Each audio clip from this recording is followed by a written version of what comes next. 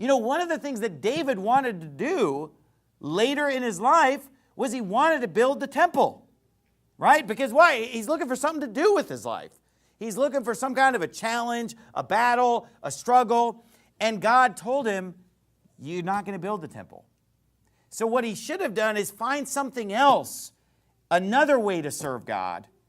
Go out and fight the Lord's battles, do a good job as a king, evangelize. I mean, he needed to do something, but instead we find him idle and bored. You know what this kind of reminds me of is people who really want to be a pastor, but they're disqualified, right? Because there are some guys who want to be a pastor, but they're disqualified. You know, they've been divorced and remarried, or they don't meet up to the qualifications for other reasons, but they just want to be a pastor anyway.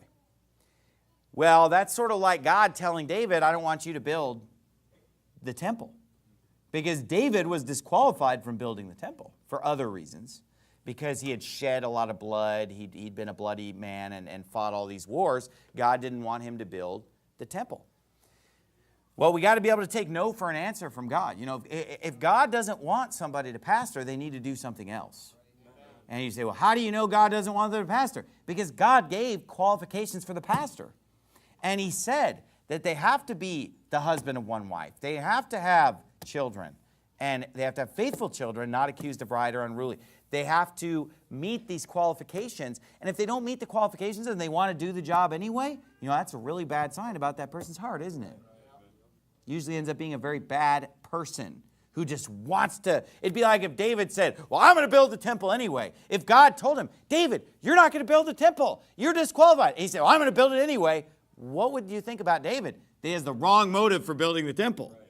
That he doesn't want to build it for the Lord's glory, but for his own glory. But you see, David, when he was told, you're not going to build the temple, you know what he said? Okay, well, I'll just get everything ready for my son to build the temple then.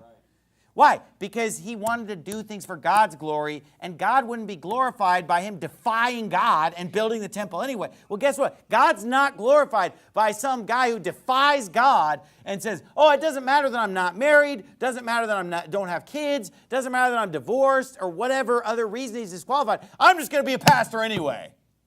This needs to get done. That's not how we do God's work, friend. We strive lawfully. We follow the rules. We do things according to the Scripture. And you know, there are a lot of other ways to serve God without being a pastor. I mean, I'm the only pastor in this building right now, but there are a whole bunch of people here that serve God every week, that do great works for God continually without being a pastor. You don't have to be a pastor to do great works for God. God has plans for everybody's life, and there's a way for everybody to pitch in.